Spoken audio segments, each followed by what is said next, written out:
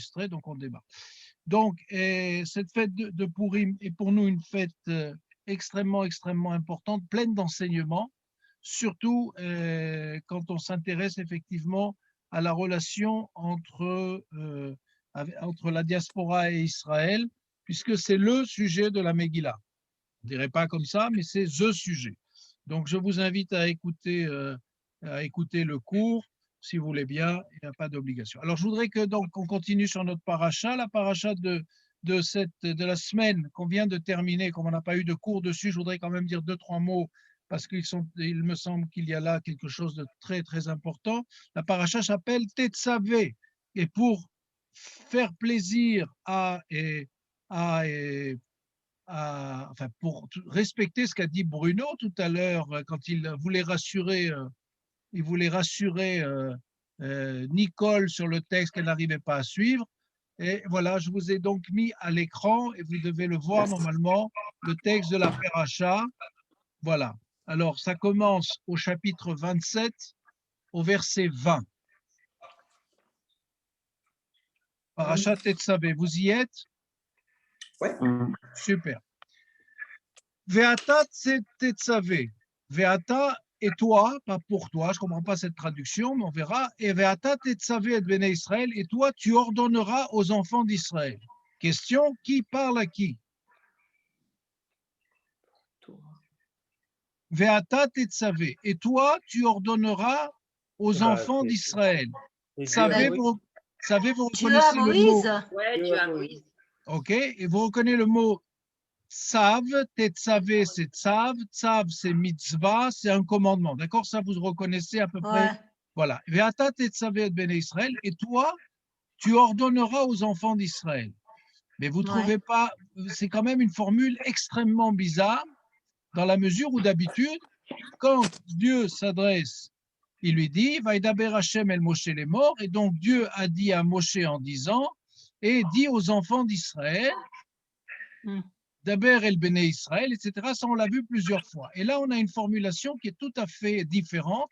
Vehata, et toi, Tetzavé, tu ordonneras aux enfants d'Israël.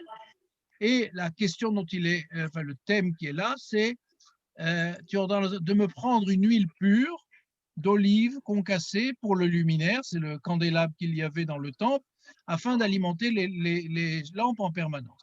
Et donc, c'est une formulation qui est extrêmement curieuse, parce que nous sommes dans une paracha qui est la seule paracha dans ce cas-là. La particularité de la paracha Tetzavé, eh bien, c'est que si vous lisez toute la paracha, il y a un grand absent. Et ce grand absent s'appelle Moïse. Et la question est de savoir pourquoi Moïse, pourquoi Moshe est absent de cette paracha. Parce qu'il écoute. Il enregistre, il écoute. Il enregistre, il écoute, mais alors pourquoi ne pas l'avoir cité alors qu'on l'a cité? Ça veut dire que dans une seule paracha, il écoute et dans toutes les autres, il n'écoute pas? Attends, excuse-moi, Jean-Charles, t'as demandé quoi là? J'ai demandé, dans cette paracha, il y a une particularité qui est que Moïse, il n'est jamais cité. C'est que Moshe n'est pas du tout cité dans cette paracha. Ouais. Depuis qu'il est né, et vous vous rappelez que c'était la première paracha du deuxième livre de la Torah, c'est-à-dire le livre de Shemot. La première paracha s'appelle Shemot, c'est ce qui donne, la première paracha donne le nom au livre, et dans le deuxième paragraphe Bet, à partir du moment où on parle de la naissance de Moshe, il est omniprésent sur les 4 livres de la Torah, puisque le premier c'est Bereshit, il n'est pas encore né, donc c'est normal qu'on n'en parle pas.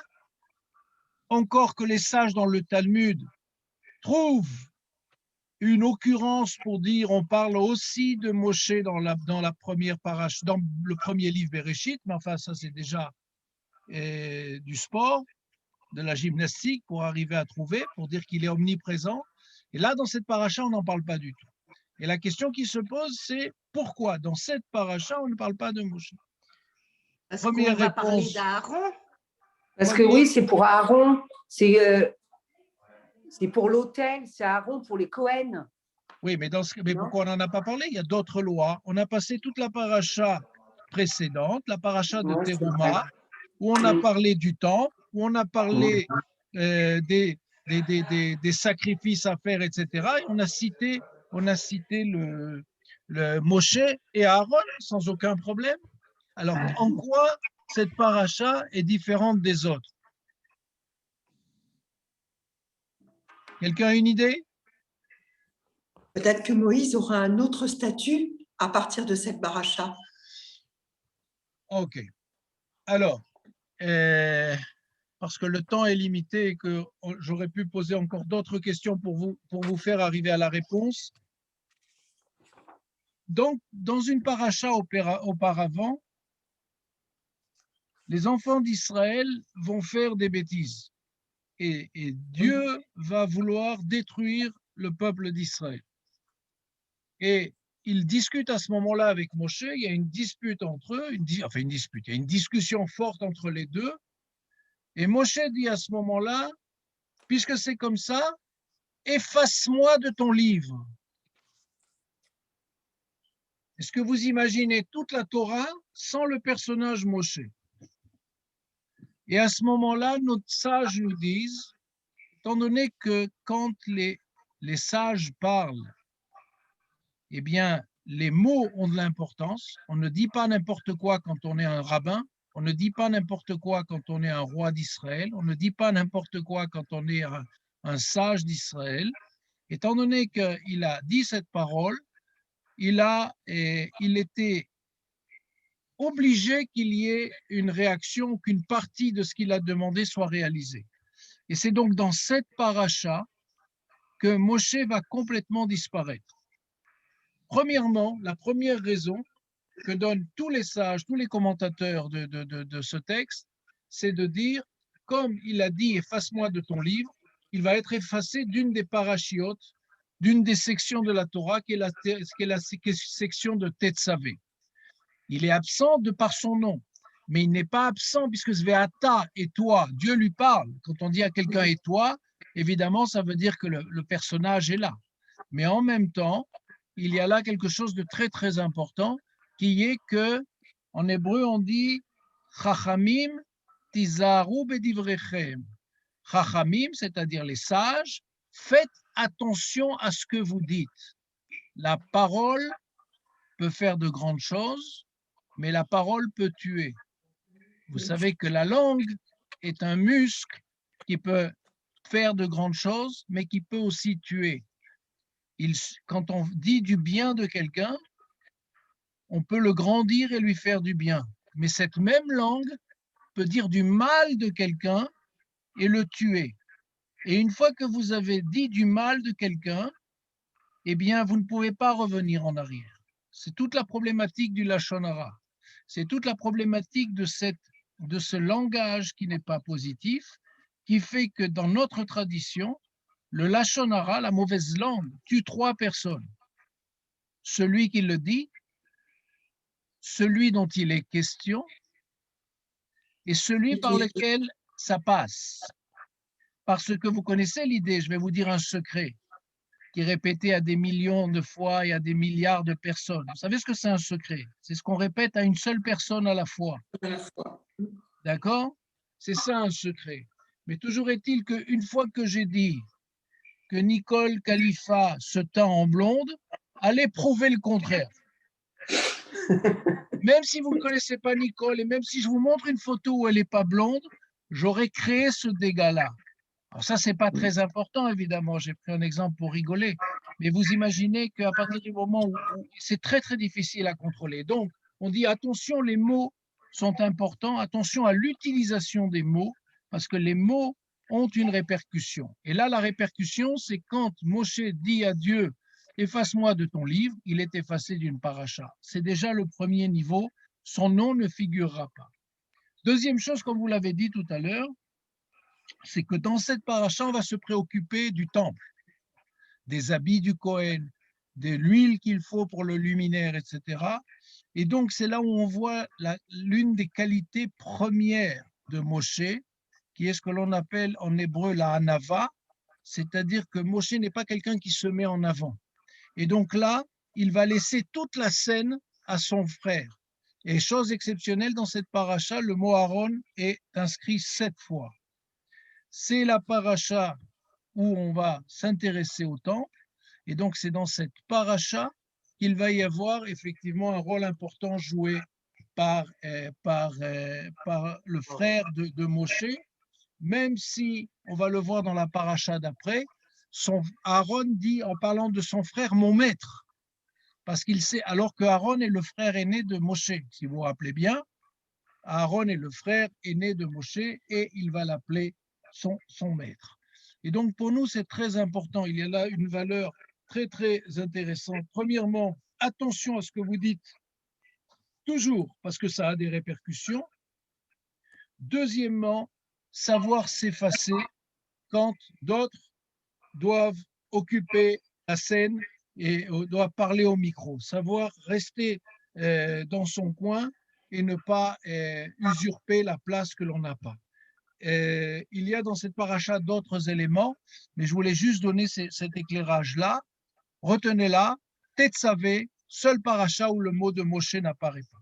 Donc, nous passons maintenant directement à la paracha de cette semaine, celle qu'on a commencé à lire Shabbat après-midi et qu'on va lire demain matin, puisqu'on la lit, vous le savez, 3 fois. On lit la première partie pour la lire complètement le Shabbat, c'est la paracha de Kitissa. Et hop, elle apparaît. Et vous voyez qu'on retrouve, vous l'avez sous les yeux, c'est donc on est au chapitre 30, verset 11, et on retrouve la formule que je vous ai citée tout à l'heure, Vaïdaber Hachem el Moshe les morts, l'Éternel parla en Moïse en ces termes, et regardez, c'est là où c'est intéressant, hop, Kitissa et roche, quand tu feras le dénombrement et roche. Roche, ça veut dire La tête. tête. Qui veut dire que quand tu vas compter les têtes des enfants d'Israël, d'accord, c'est le dénombrement. Il y a quelque chose de très intéressant dans la Torah, qui est que régulièrement, Akadosh Baruch Hu demande à ce que l'on compte les Juifs. On les compte. On les compte et on les recompte, et il y a très souvent des parachiotes, on dira il y a X milliers dans la tribu de Yehuda, il y en a X milliers dans la tribu de Dan, etc., etc. On fait un décompte permanent, comme si on voulait vérifier est-ce qu'il y a des pertes en cours de route, ou est-ce qu'il y en a en plus, etc., etc. Mais d'un autre côté, chez nous, on n'aime pas compter. Comment on le sait qu'on n'aime pas compter? Ben, on le sait à travers le minyan. Quand vous savez que pour prier, on a besoin de 10 personnes, c'est le minyan. C'est basé sur 2 traditions. La première tradition, c'est que, vous vous rappelez, quand il va y avoir la discussion entre Abraham et Dieu pour dire est-ce qu'il faut détruire la ville de Sodome, etc., il va y avoir un marchandage. Et s'il y a 50 justes, et s'il y en a 40, et s'il y en a, etc., etc., et il va s'arrêter à 10. 10, c'est le minimum pour prendre une responsabilité collective. Maintenant, nous, on connaît cela d'une autre manière. C'est au moment de ce qu'on appelle en hébreu les meraglim, c'est-à-dire, en fait, ce sont les princes de tribus qui, quand le peuple va arriver à la frontière d'Israël, vont être envoyés pour explorer. En français, on dit les explorateurs. Très mauvaise description. En général, on dit les explorateurs, ou plutôt, mais on aime bien dire, maintenant, en hébreu moderne, Meragel, c'est un espion. Un Meragel, c'est un espion. C'est-à-dire qu'ils ont été envoyés pour espionner la terre d'Israël. Il ne faut pas avoir peur de l'appeler. Et c'est pour ça qu'ils sont chargés de faire un rapport et de revenir et de raconter ce qu'ils ont vu. Toujours est-il que quand 12, il y en a un par tribu, mais quand ils reviennent, il y en a 10 qui vont dire c'est pas fait pour nous, il vaut mieux qu'on reste dans le désert, il vaut mieux qu'on reste en dehors d'Israël, c'est trop compliqué. Il y en a 2 qui vont dire mais pas du tout, il faut rentrer, etc., etc. Quand on parlera de cette paracha, c'est la paracha de Shelach Lecha, envoie pour toi. On reparlera du rôle de ces explorateurs. Mais en tout cas, pour nous, ce qui est intéressant, c'est que 10, c'est la Keila, c'est la communauté. C'est le minimum pour avoir une responsabilité. Donc, c'est le minimum qu'il y a pour avoir une prière. Vous savez que si on est 9, eh bien, on ne peut pas demain matin chez nous dans notre synagogue, si on n'est que 9, en général, ça n'arrive pas, mais on ne pourra pas sortir le Sefer Torah parce qu'il n'y aura pas de communauté. S'il n'y a pas de communauté, on ne sort pas un Sefer Torah, etc. Donc, la question qui se pose là est la question du dénombrement général. Maintenant, juste, excusez-moi, pour revenir sur le minyan, quand le rabbin veut compter si la minyan, il compte, il ne va pas dire 1, 2, 3, 4, 5, parce qu'on n'aime pas compter les juifs, pour différentes raisons. Alors, il va employer des versets de la Torah qui ont 10 syllabes, et il va dire ma tovu, vous voyez, c'est-à-dire qu'il va il va utiliser pour ne pas avoir à employer de nom. Certains diraient que contrairement au vieux feuilleton dont vous vous rappelez qui s'appelait Le Prisonnier, eh bien, les Juifs ne sont pas des numéros. C'est pour ça qu'on ne les compte pas. Alors là, on doit faire le dénombrement et regardez, ça va vous rappeler quelque chose. Donc, afin qu'il n'y ait point de mortalité, regardez bien ce qui est dit parce que c'est l'origine de pourquoi on ne les compte pas. Quand tu feras le dénombrement déjà, chacun d'eux paiera au Seigneur le rachat de sa personne lors du dénombrement, afin qu'il n'y ait point de mortalité parmi eux à cause de cette opération. Compter les Juifs, c'est dangereux. Leur donner des numéros, c'est un problème, ça attire la mortalité, et donc on se méfie de compter les Juifs. Et le verset 13 va nous apporter la réponse. Ce tribut, c'est-à-dire c'est la somme d'argent qu'il doit donner, présentée par tous ceux qui seront compris dans le dénombrement, sera d'un demi-cycle. Un demi-cycle, cycle en hébreu moderne, ça s'appelle un shekel, c'est ça le cycle. Selon le poids du sanctuaire, ce dernier deviendra la moitié sera l'offrande réservée au Seigneur. Et donc là, on voit apparaître ce dont vous avez entendu parler dans vos synagogues au moment de Purim, et qui s'appelle Machatzit HaShekel, le demi-shekel. Voilà comment on compte les Juifs.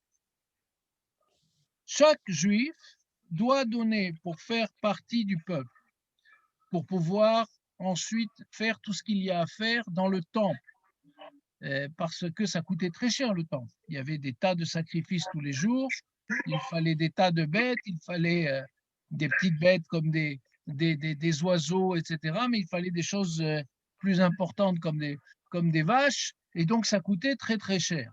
D'accord? Et donc il y a ce système qui est le système de Machatzit HaShekel, on doit donner un demi-shekel, un demi-cycle.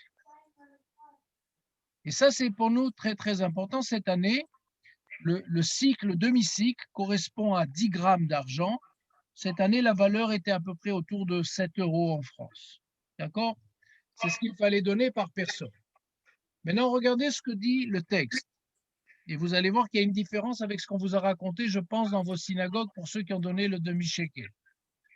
Quiconque fera partie du dénombrement depuis l'âge de 20 ans et au-delà doit acquitter l'impôt. C'est à partir de 20 ans. Or, très souvent dans les communautés, on vous dit il faut donner un demi-shekel de l'époque. Donc, je ne sais pas combien vous avez payé en France aujourd'hui, mais disons... C'était 50 centimes, ils avaient dit. Oui, enfin, on donne la moitié. On donne la moitié de la monnaie locale. Mais en général, il fallait donner la valeur de 10 grammes d'argent. Donc, c'était à peu près 7 € parce que l'an dernier, c'était moins. Mais la répercussion du Covid-19, et j'ai entendu ce qui a été dit tout à l'heure, je souhaite une bonne santé à Tata et Tonton. Je peux pas, j'en ai besoin. Et donc quand il y a cette valeur-là, on dit qu'il faut que tout le monde doit donner. Et là, vous voyez que la loi dit c'est à partir de 20 ans. Et en général, ce que les rabbins disent dans les synagogues, il faut donner pour tout le monde, y compris pour les enfants, y compris pour les femmes, et y compris pour les embryons dans le ventre de leur mère. Je voulais juste que vous sachiez que ça, c'est parce que vos synagogues ont besoin d'argent. Ah, D'accord. Ça n'a Oh, rien à voir avec la loi. La loi, c'est 20 ans et plus. Mais non, de temps en temps, faire un don à la synagogue, c'est pas grave. Ça peut être extrêmement utile si c'est bien utilisé. Mais sachez que la loi, c'est à partir de 20 ans. Et d'ailleurs, les familles qui n'ont pas d'argent, on ne leur demande pas de payer autant parce que vous imaginez le budget que ça peut représenter pour une famille qui a plusieurs enfants, des familles nombreuses, etc. Donc, il y a là quelque chose qui est intéressant. Maintenant, pourquoi demi-cycle? Pourquoi ne pas avoir demandé un cycle, un shekel?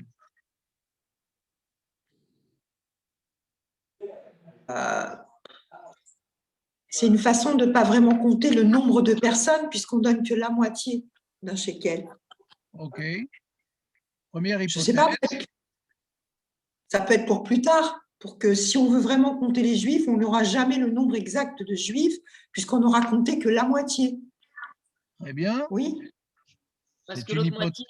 moitié, l'autre moitié, elle est réservée à quelqu'un d'autre, peut-être? Elle est donnée Non. par quelqu'un d'autre? non, c'est pour tromper l'ennemi, pour ne pas donner le nombre de juifs réellement. Enfin, je crois. Valérie, Hein.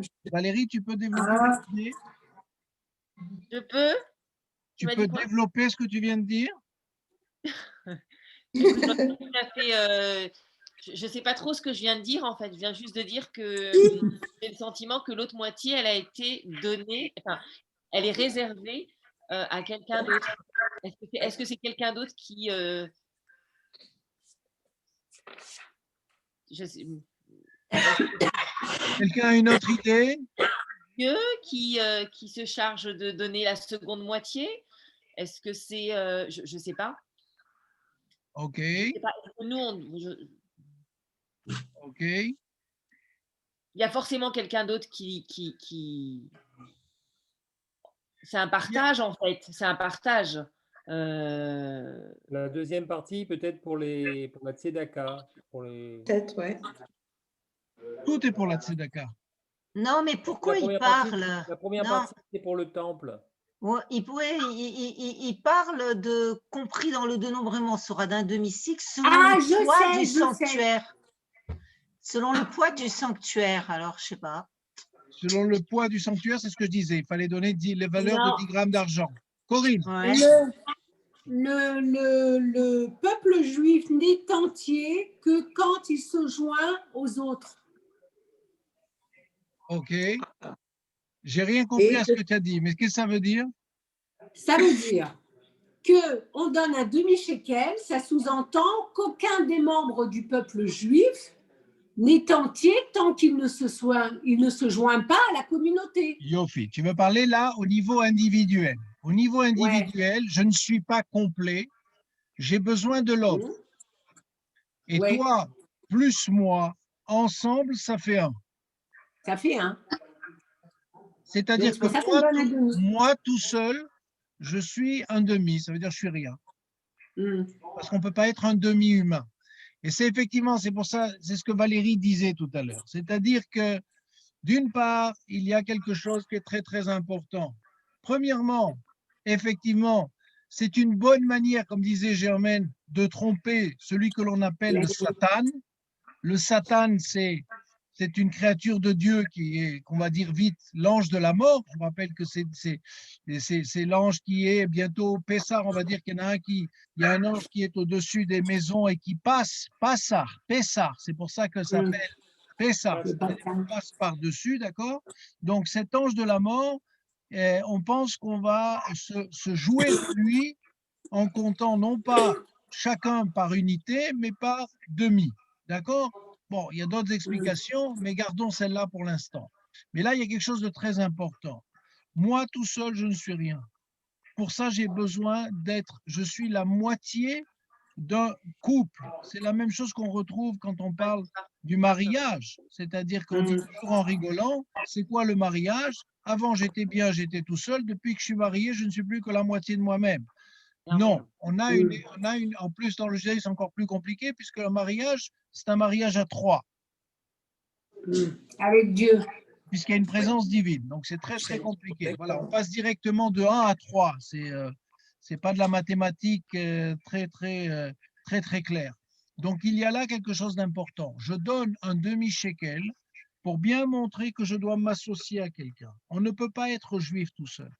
On doit avoir l'autre qui est avec nous en permanence, quel qu'il soit. Et ça, on va y revenir sur ce thème-là. Et regardez ce que dit le verset 15. Le riche ne donnera pas plus. Ça veut dire, admettons que je sois, admettons, prenons l'exemple, Rothschild. Je peux Il y a dire, une écoute, équité, en fait. Quel je que vais soit donner le- moi 100, je vais donner 100, je vais donner 1000. On te dit non, tu dois donner 7 euros, pas plus. Et le pauvre ne donnera pas moins. Ça veut dire que le pauvre, pour qui c'est un vrai effort, parce que 10 grammes d'argent à une certaine époque, c'est beaucoup d'argent. Et on lui dit, le pauvre, il doit lui aussi donner exactement la même valeur. Pourquoi? Parce que cet argent va aller au temple. Il ne faut pas que le riche mette sur l'entrée du temple, sponsorisé par les établissements Rothschild, par la banque Rothschild ou par je ne sais quoi. Le temple, c'est-à-dire notre emblème national, appartient exactement de la même manière à chacun d'entre nous, homme ou femme, pauvre ou riche. Et c'est pour ça que c'est très important de comprendre que le riche ne donne pas plus, le pauvre ne donne pas moins pour acquitter cet impôt à l'effet de racheter vos personnes. Je vous rappelle que c'est une manière de se racheter, c'est-à-dire en fait de se protéger. Donc c'est cela l'enseignement de ce machatzit à shekel, de ce demi-shekel, qui est une des lois fondamentales de Purim. Puisque cette loi, puisque on doit payer ce machatzit à shekel pas n'importe quand dans l'année, on doit le payer entre Rosh Chodesh Hadar, entre le début du mois de Hadar et le 14 Hadar, qui est le soir de Purim. La date limite, le moment limite pour payer ce machatzit à shekel, c'est juste avant la lecture de la Megillah du soir. Après, vous pouvez faire des dons, mais c'est plus compliqué, disons. Il y a des formules, mais voilà, ce qui est important, c'est on a 14 jours, on a 2 semaines au mois de Hadar, pendant ce mois très spécial, pour payer ce que l'on doit à la caisse commune qui est pour le temple, pour le service du temple, etc.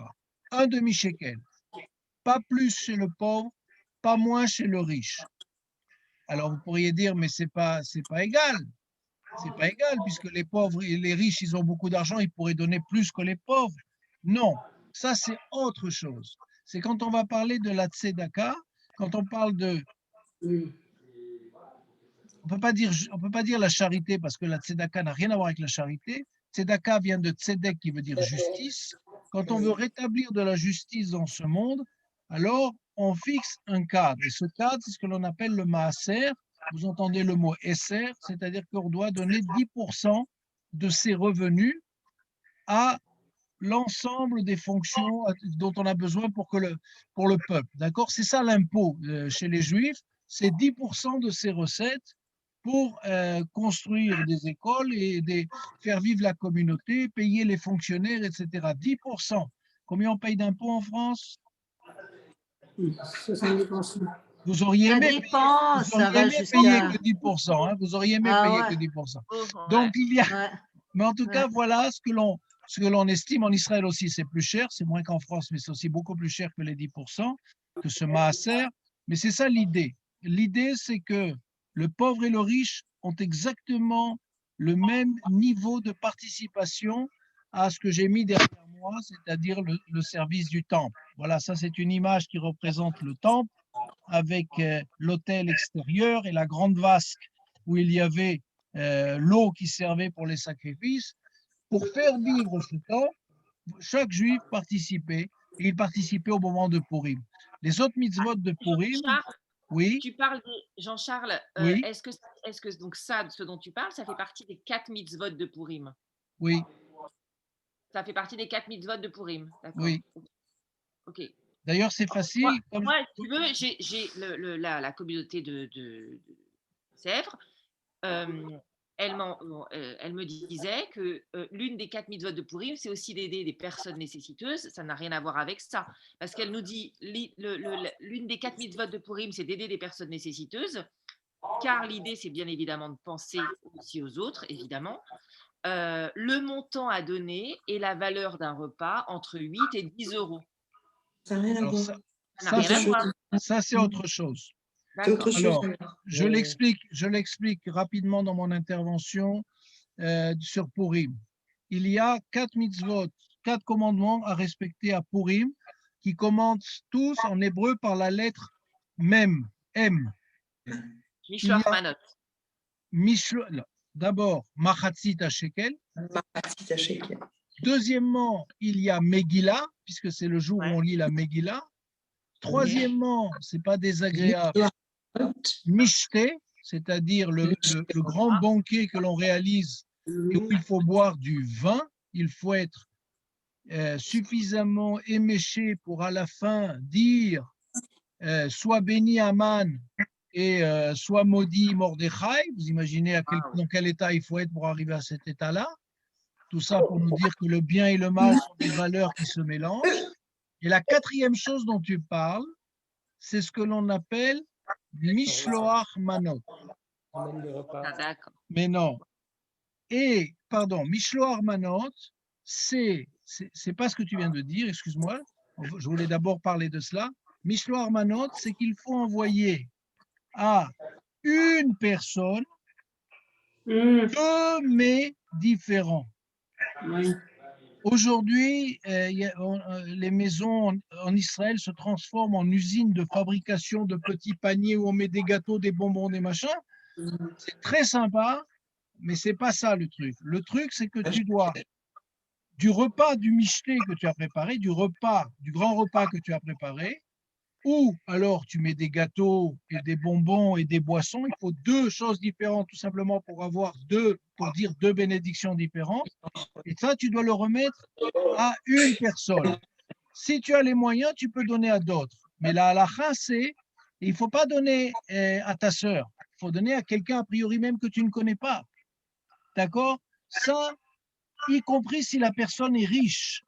Ça n'a rien à voir avec son niveau social. Mishloach Manot, l'envoi de mets, de repas, c'est pour tout le monde.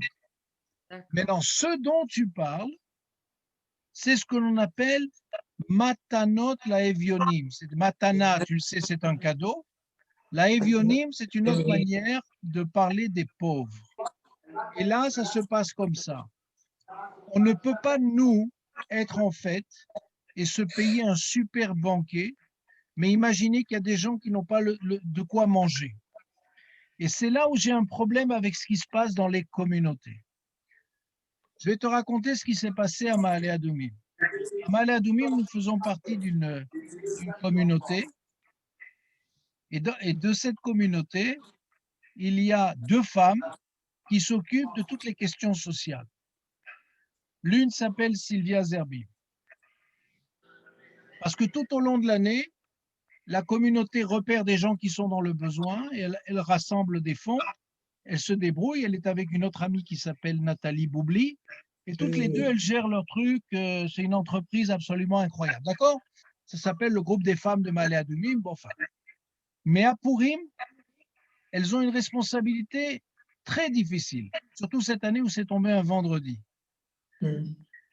Tous les gens qui venaient à la synagogue ont déposé dans un panier de l'argent qui correspond à un repas pour deux pauvres différents. Un repas en Israël était estimé à peu près à 20 shekels, c'est à peu près, je dirais, un falafel avec une boisson. Donc, ça veut dire que chaque juif de cette communauté a donné pour les membres de sa famille 40 shekels par personne. Tout cet argent a été collecté, a été remis et Sylvia et son ami avaient une très lourde responsabilité parce que cet argent, il doit être distribué à des pauvres le jour même, pas la veille, pas le lendemain de Purim, pendant la journée, pendant vendredi. Cette année, c'était compliqué parce que ça tombait vendredi, donc c'est très court, il fallait s'occuper de tout le reste. Et donc, c'est cela que dans les communautés, on demande. Maintenant, très souvent dans les communautés, on ne distribue pas cet argent le jour même, ce qui est du point de vue de la halakha une faute, une très grosse faute. Parce que on le considère comme étant de l'argent pour la tzedaka, et ça n'a rien à voir. C'est l'idée d'aider des pauvres le jour même et de manière conséquente. Elles ont aidé, je ne sais pas combien de familles, chacune a reçu une somme importante parce que c'est une communauté qui est généreuse et qui connaît la loi. C'est cela, Matanot la Evionim.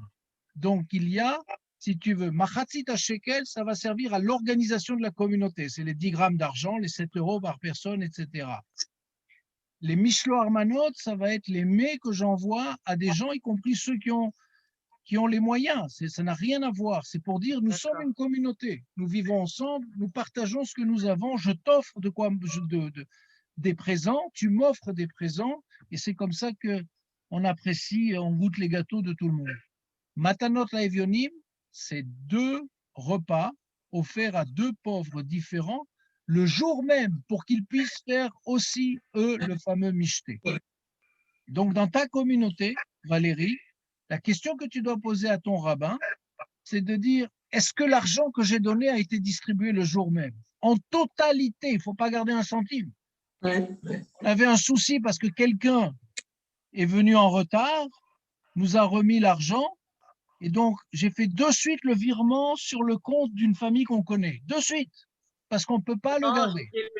j'ai fait le virement sur le compte de la synagogue. Non, je sais. Ce que moi je te dis, c'est Ah que oui. la question que tu dois poser à ta synagogue, si on est dans le cadre Oui. de Matanot la Evionim, de dons D'accord. pour les pauvres, c'est est-ce que la totalité de l'argent a été donné le jour même. Le jour Je lui même. demanderai. Je lui demanderai. Si cet argent, une partie, 10% est arrivé à un autre moment, il y a un problème. C'est pas toi le problème. C'est pas C'est moi. Mais c'est ce c'est- que j'allais te demander. C'est pas moi c'est le pas problème. toi. Toi, C'est tu as leur fait ce faute. qu'il fallait. Ok. C'est ceux qui ont la charge de répartir les fonds.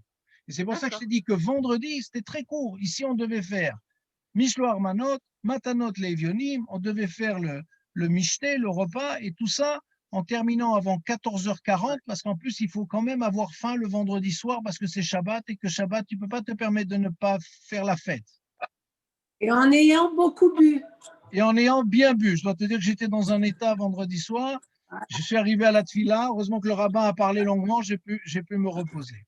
Donc, il y a là quelque chose qui est lié à cette fête, et ça commence par cela, c'est que la question, c'est la question du temple, et donc on a ce Machatzit à Shekel qui nous permet de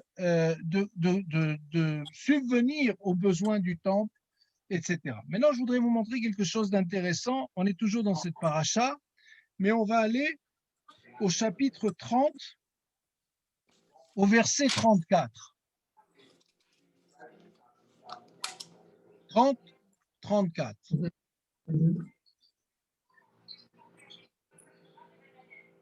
On y est? Oui. Ça va, Bruno? Je t'entends plus. Oui, je suis. D'accord. Vous le voyez, ce verset? Vaïdomer Hachem El Moshe.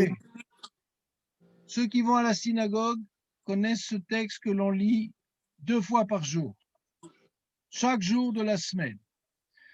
Et Dieu dit à Moshe, Kach lecha samim. Samim en hébreu moderne, ça veut dire des drogues, mais là c'est plutôt des ingrédients, parce que la question qui est là, qui va être posée, est la question de comment ça s'appelle, des parfums qu'il va y avoir dans le temple. Et comment on fait ces parfums? On nous donne là, cette paracha va nous donner exactement la recette des parfums que l'on faisait, l'encens, c'est le terme, que l'on faisait brûler au temple. Et donc on dit, car les chassamim, choisit donc des ingrédients, nataf, qui est traduit ici par storax, je ne sais pas si vous êtes spécialiste de ce genre d'ingrédients, mais moi pas du tout, je ne sais pas ce que c'est le storax, de l'ongle aromatique, du galbanum, divers ingrédients, de l'encens pur, etc., etc. Et la liste va continuer un petit peu plus loin. Et là, il y a quelque chose qui est très, très intéressant, qui est sur ce 3e produit qui est cité, qui s'appelle le galbanum. Vous savez ce que c'est le galbanum? Pas du tout. Non. Alors, je vais vous en montrer. C'est de la Voilà drogue. voilà du galbanum. Qu'est-ce que c'est? Ah, c'est d'accord. Oui, papa, musique de la D'accord. C'est un peu genre de l'héroïne, non? C'est quoi? Je ne suis pas spécialiste d'héroïne non plus. C'est C'est un hallucinogène, non? écoute, en tout cas, ce que dit le texte ici, sur le site que j'ai tapé galbanum dans Google, évidemment, Ouais. c'est le Rav Google qui me répond, bien sûr. Et regardez, dans ce texte, j'ai trouvé ça, c'est un site qui n'a rien de juif, c'est un site de parfumeur. Ça s'appelle Aromathérapie, vous voyez, ça n'a rien à voir avec nos affaires. Et il dit les parfums liturgiques composés de galbanum, de benjoin et d'encens étaient considérés comme éminemment saints, leur utilisation profane, etc. Leur origine remonte aux paroles du Seigneur à Moïse dans l'Exode, donc c'est le texte de cette semaine. Procure-toi des aromates, ce qui s'appelait tout à l'heure, comment on appelle ça, du storax, est devenu du benjoin. Benjoin. Ce que l'on appelait tout à l'heure de l'ongle aromatique est devenu de l'ambre. Mhm. Et donc là, on arrive au galbanum aromatique et encens à partie égale, etc. Tu en feras un encens salé pur et sain. Alors, si la traduction du rabbinat est des fois éloignée, alors là, je ne vous raconte pas, ils sont à des années-lumière. Mais là, ce qui est intéressant, si vous voulez, c'est que dans ce site, on nous dit, regardez, vapeur biblique, senteur monacale, effluve éthénique. C'est quoi ce parfum que l'on appelle Ah ouais. le galbanum? Eh bien, regardez ce que va dire Rachi là-dessus. Vous voyez, Rachi et du galbanum, Mhm. C'est une essence qui dégage une mauvaise odeur et que l'on appelle galbana. Et écoutez bien, le texte l'a inclus dans la composition de l'encens afin de nous apprendre à ne pas tenir pour indigne de nous, dans nos réunions de jeûne et de prière, la présence de pécheurs d'Israël, lesquels doivent au contraire être comptés comme étant des nôtres. Ah ouais. Est-ce que vous avez compris de quoi il est question là? Pour fabriquer l'encens qu'il va y avoir dans le temple, il va y avoir, on en cite après, on va citer une douzaine d'essences et de parfums différents.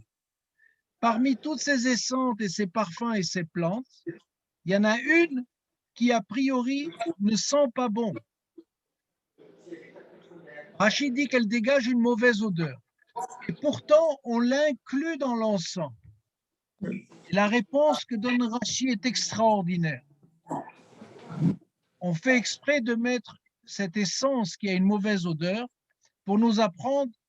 Évidemment, il y a là une symbolique. C'est quoi un juif qui a une mauvaise odeur? Ce n'est pas un sale juif.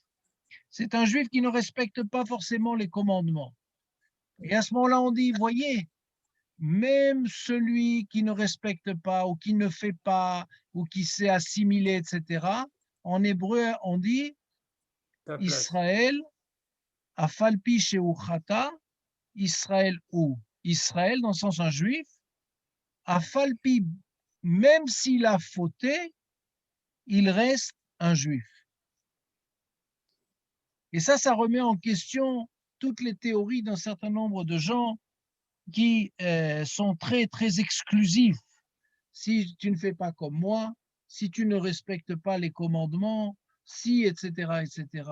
Je ne dis pas que c'est bien de ne pas le faire, mais ce que dit là Rachi est quelque chose d'extraordinaire. Rachi, je vous rappelle, on est au 10e, 11e siècle.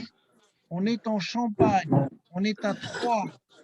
C'est l'un des plus grands commentateurs de nos textes de la Torah et du Talmud, et il dit, en s'appuyant sur ce que dit le Talmud dans le traité de Kéritot à la page 6b, eh bien, même s'il a fauté, un juif reste un juif et je dois l'accueillir. Et si vous vous rappelez de la première prière qu'on fait le soir de Yom Kippour, quand tout le monde arrive à la synagogue, avant d'ouvrir le Aron HaKodesh et de sortir les Sifrei Torah, eh bien, on fait une prière pour dire qu'on accueille tous les Juifs qui sont là, parce qu'on sait bien que ce jour-là vont venir des gens que l'on va voir qu'une fois par an et qui n'ont pas toujours forcément respecté Shabbat et qui n'ont pas forcément mis les tefilines le matin et qui n'ont pas forcément été au mikvé, etc. Et pourtant, on dit, je suis prêt à prier avec tous les avarianim, avec tous les mécréants, avec tous ceux qui ne sont pas respectueux, parce que ce n'est pas à nous de juger, nous les hommes. Chaque juif reste juif, ce n'est pas moi qui dois faire un procès. Et c'est pour ça que même dans les plus grandes synagogues ultra-orthodoxes que vous trouverez, quand un 10e juif arrive, on le compte dans le minyan. On ne lui demande pas est-ce que tu as mis tes tefilines le matin.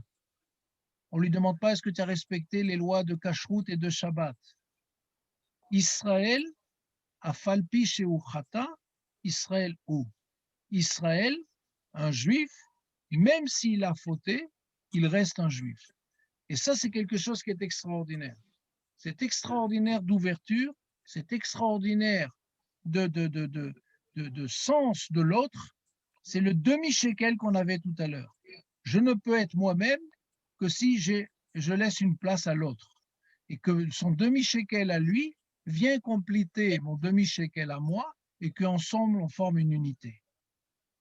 C'est ce que dit notre texte. Maintenant, ça ne veut pas dire qu'ensuite, je ne vais pas prendre la tête à mon voisin en disant et dis-moi, et pourquoi tu ne manges pas caché? Et tu es obligé de venir avec ton sandwich jambon beurre à la synagogue? Ça, c'est autre chose. Ça, c'est parce que je suis responsable de lui. Mais en tout cas, qu'il mange caché ou pas, il est juif. Et je trouve que cet enseignement est extraordinaire à une époque où on est plutôt dans des phénomènes d'exclusion. Et c'est le phénomène qu'on retrouve par exemple en Israël, entre d'un côté, il y aurait ceux qui habitent à Jérusalem et qui seraient des ultra-orthodoxes, alors que ceux qui habitent comment dirais-je, à Tel Aviv seraient plutôt, je crois qu'il y a Martine qui nous quitte. Oui, oui, oui. Bye Martine, on t'embrasse, fais attention à toi. Donc, il y a là un enseignement pour nous très très fort, et c'est ce que vient nous dire cette senteur malodorante au milieu de l'encens qu'on mettait au milieu du temple. Extraordinaire, non? C'est cela, être juif. C'est l'ouverture à l'autre dans sa différence. Ça ne veut pas dire qu'on accepte, hein? Encore une fois, ne me faites pas dire ce que je n'ai pas dit. Je vais essayer au contraire, mais c'est une manière d'accompagner la personne, de lui parler doucement. Ça ne sert à rien de rejeter quelqu'un qui n'a pas fait Shabbat. Ce n'est pas ça qui lui fera faire Shabbat. Et on aura tout perdu. L'idée, au contraire, c'est de l'accompagner, de lui faire comprendre, parce que nous sommes un seul peuple, parce que nous sommes tous les deux au même niveau, parce qu'on a tous les deux donné un demi-shekel, qui fait qu'il n'y a pas un qui est supérieur à l'autre. On est devant la loi, les deux tout à fait au même niveau. C'est ce que nous dit cette paracha. Et cette paracha, je voudrais juste vous montrer quelque chose parce que je pense que c'est un texte que vous avez déjà entendu souvent et que vous répétez souvent. Regardez ce que l'on dit, chapitre 31, verset 16. On pourrait même le dire en chantant. Vous connaissez ce texte? Le Shabbat. Veshameru bene Israël, c'est le fameux texte que l'on va dire tous les Shabbats. Voilà. Voilà.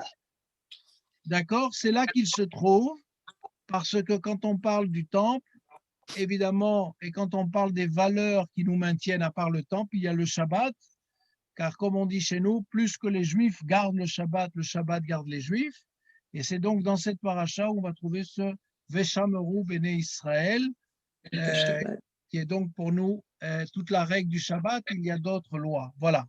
Et je voudrais juste aborder pour terminer, parce que sinon on va être trop long. On est toujours dans cette paracha. Je suis au chapitre 32, verset 1.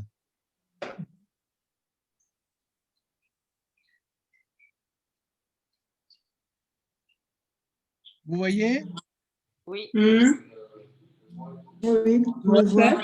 ce chapitre aborde l'une des pages noires de notre histoire, Ah, le veau d'or. le veau d'or.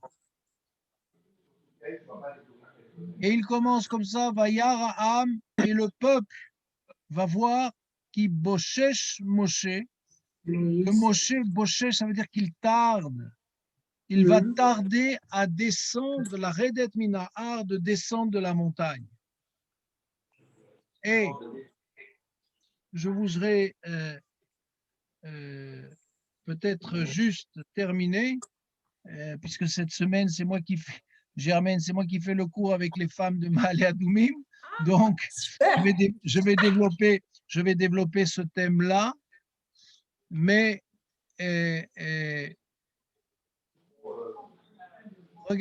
regardez toute toute l'interrogation qui est sur ce veau d'or se trouve dans cette phrase-là. Vayar Ha'am, et le peuple, voyant que Moshe tardait à descendre de la montagne, s'attroupa autour d'Aaron et lui dit, fais-nous un Dieu qui marche à notre tête.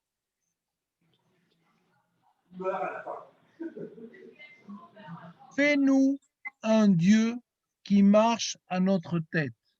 Ça veut dire quoi, marcher à notre tête?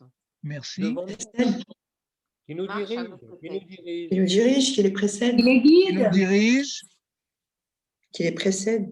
qui les Ah, qui précède, marche à notre Bah, tête. leur guide. Leur montre leur le guide. chemin.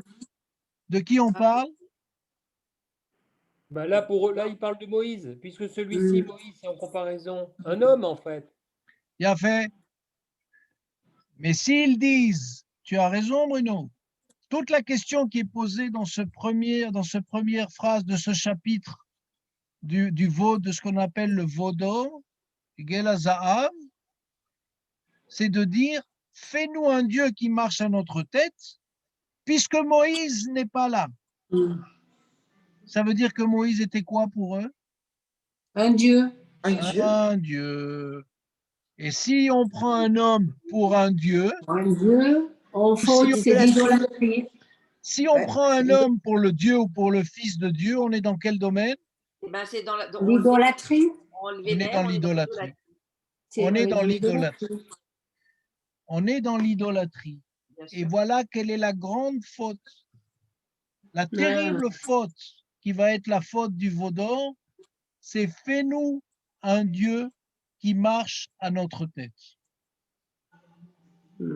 Pour remplacer Moshe, qui, Boshesh, tardait.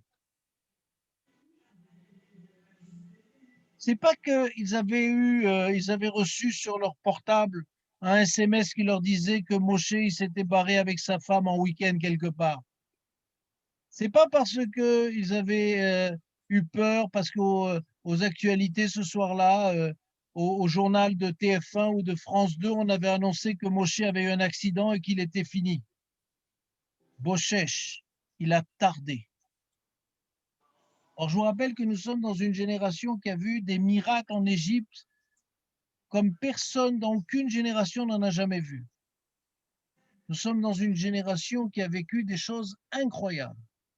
Et parce que Moshe Boshesh, c'est-à-dire tarde, alors il demande à Aaron, fais-nous un Dieu qui marche devant nous.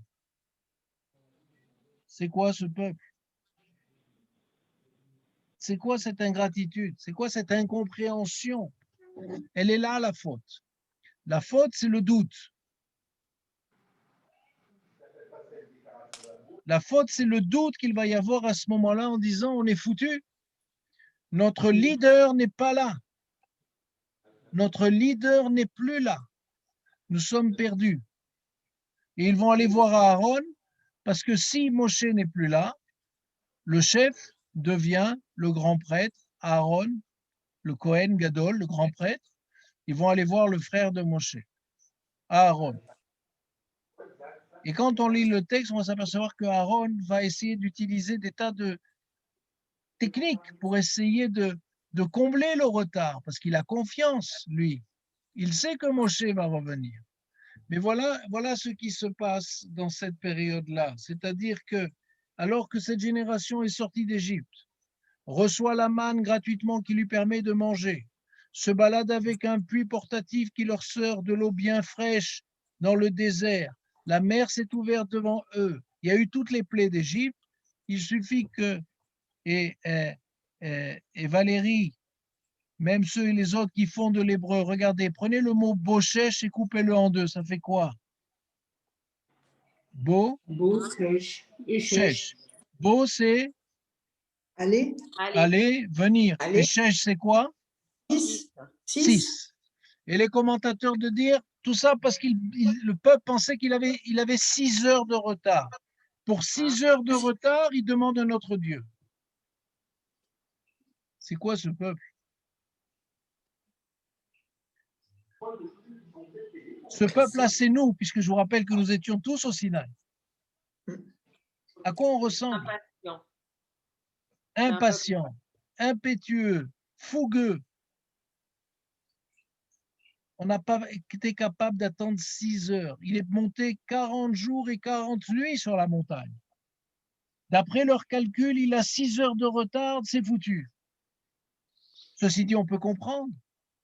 Un peuple d'esclaves qui sort de l'esclavage, qui est dans le désert, qui a l'impression d'être seul, tout seul et abandonné, et son leader n'apparaît pas depuis 40 jours, eh bien, il est faible. C'est ce qui arrive à un peuple d'esclaves, c'est d'être faible. C'est pour ça qu'il va falloir se libérer de ce sentiment d'esclavage. Et c'est pour ça, je vous donne déjà la fin de l'histoire. C'est qu'en fait, à ce moment-là, tant Moshe que Dieu vont comprendre que ce peuple n'aura jamais la force morale, mentale et spirituelle de rentrer sur la terre d'Israël. Et c'est pour ça qu'il va passer 40 ans dans le désert pour petit à petit disparaître, pour que leurs enfants, un nouveau peuple, un peuple qui n'a pas connu l'esclavage, qui a donc cette force mentale, parce qu'on a vécu dans une situation pendant tant d'années, ils ont été esclaves très longtemps en Égypte, ils sont donc avec une mentalité d'esclaves, avec une mentalité qui remet en question les choses, eh bien, il va falloir qu'ils disparaissent dans le désert, parce que leurs enfants vont mériter, eux, de rentrer sur la terre d'Israël, qui est une terre où il va falloir faire des guerres pour la conquérir et pour pouvoir s'y installer. Mais voilà ce que nous dit le texte. Fais-nous un Dieu qui marche à notre tête. Pour 6 heures de retard, on remplace Dieu par un autre Dieu. Ou plus exactement, on remplace l'homme Moshe, Ish Moshe, l'homme Moshe, on va le remplacer par une statue en or.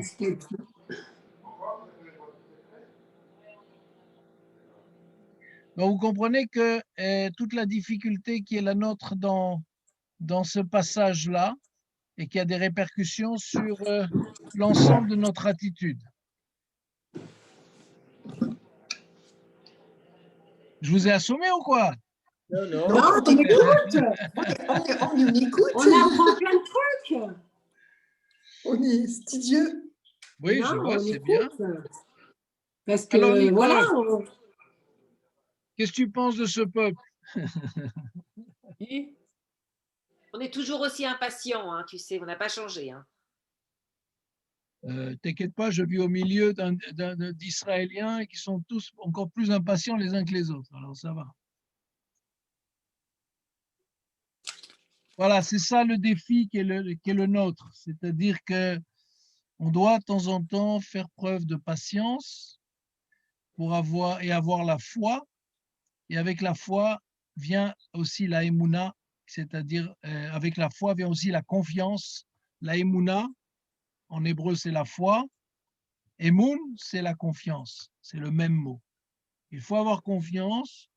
Et c'est un petit peu la morale qui est la morale de la Megillat Esther. Quand on regarde l'histoire de Purim, on s'aperçoit que les jeux sont faits. Le jeu de dés qui paraît tellement c'est amusant, etc., etc., c'est tout simplement parce que notre sort a été joué au dé. Purim, ça veut dire les sorts, d'accord? En 2 mots. Donc, notre histoire, des fois, dépend de pas grand-chose. Et des fois, on aurait tendance à désespérer. Mais il y a quelque chose qui est très fort, en tout cas, que je vois, moi, ici en Israël, et qu'on disait Golda Meir. On lui disait souvent, mais vous êtes pessimiste ou optimiste? Elle disait, le pessimisme est un luxe que le peuple juif ne peut pas se permettre. C'est un luxe que le peuple d'Israël ne peut pas se permettre.